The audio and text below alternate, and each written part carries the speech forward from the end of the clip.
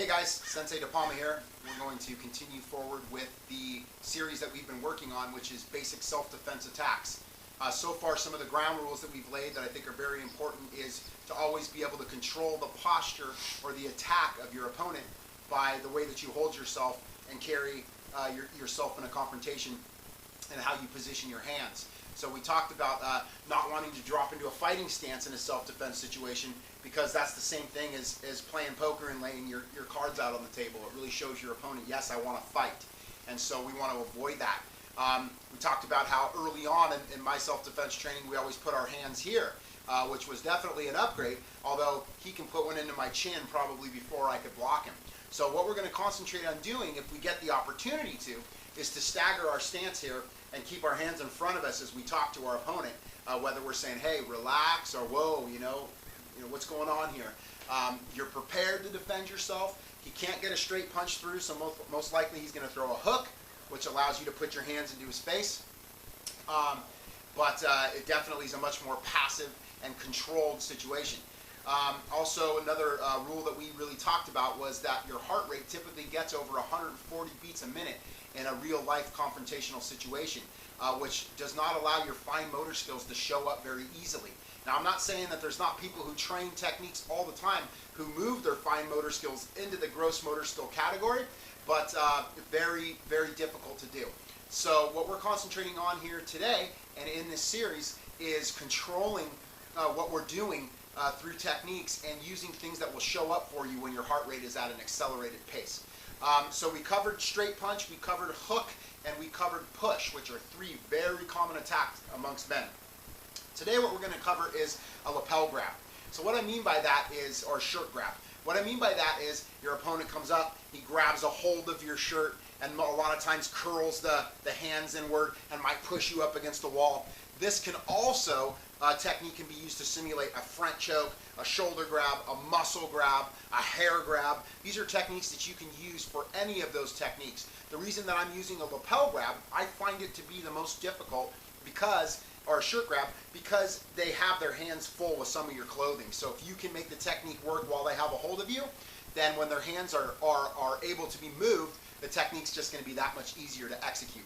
Although I will cover going over what if they shift it from a shirt grab to a choke, so that we can talk about how to defend the choke. So again, here with me today, I have Sensei Omar Khan, and I'm going to have him come out and apply this technique on me. So his hands are coming in, he grabs a hold of my shirt, exactly, and he's got me in a shirt grab situation. He might be pushing me against the wall, he might be doing a bunch of different things. Go ahead and let go for a second. So one thing I want to iterate here that you guys can look at right away that most people don't look at is his hands are now taken and my hands are now open, which is a huge piece, a piece that I think a lot of times people overlook. So what I've seen typically is somebody try to take these hands off, right? Try to take the hands off with different types of techniques. Guys, I don't want to take his hands off. His hands are taken, mine are open. I can come right here and really hurt him right out of the gate. Now, do I think that every time somebody grabs you from the shirt that it warrants you gouging them in the eyes? Not necessarily, but you guys see that this is right here. These are called finger darts. I'm trapping his hand here. Why? It pulls him towards me as I strike into his face, which is double the impact. Okay?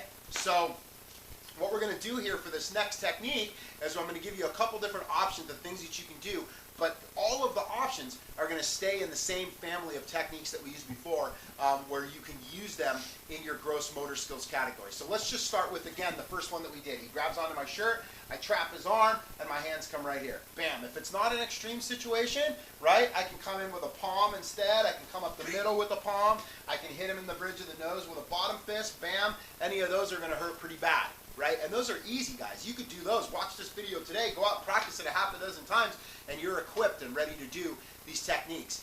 So again, what I'm doing is he's grabbing me. I'm trapping his arm, right? I'm coming in here. Bam. I'm going right to his eyes. I'm hitting him here. Boom. With a bottom fist or a palm.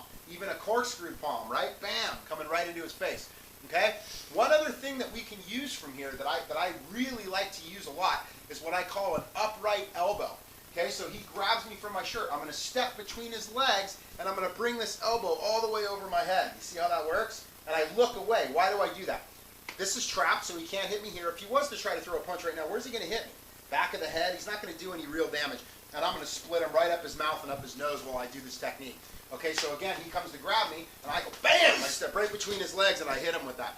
He doesn't even want to get that close when we're practicing because it's a gnarly technique. But guys, this can be used too if he hasn't grabbed me yet and he's just approaching me from there. Boom! I can step right between his legs and hit him with that elbow, and he's going to be hurting. So really slow, guys. I'm stepping here, and I'm bringing my bicep right to my ear. My arm's going all the way over my head. So this is a straight view. Here's another view of it, right? Coming right over my head. You guys see that? See how I'm bringing that up over my head? It's really important. Sometimes I see guys do this, or I see them do this, because this is a lot of times how we block in Muay Thai and things like that. I don't want to do that. I'm putting myself in an arm lock. My biceps is not hard. It's cushiony.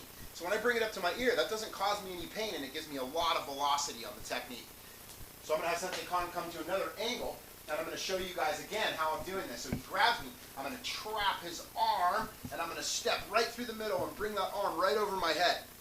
Okay? You see how that's happening? So again, he comes in to grab. Bam! I'm coming right through the middle, and I'm hitting him with that elbow with all of that torque, which is really going to cause a lot of damage. So just to recap again from this angle, his hands are taken.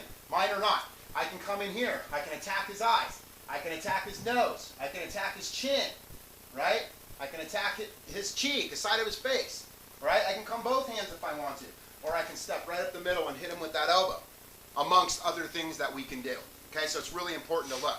Now, as I promised early on, I want to show you guys the difference between doing this technique with a shirt grab and a choke.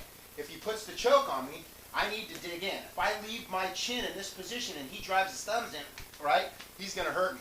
So what I want to do here is I want to turn my chin into the webbing of his hand. Now he can squeeze as hard as he wants.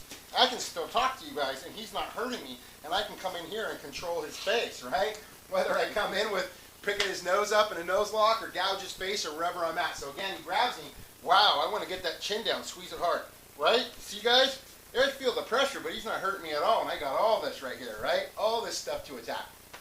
Guys, you can leave here today, practice these techniques at home, and be equipped when you're out there every day.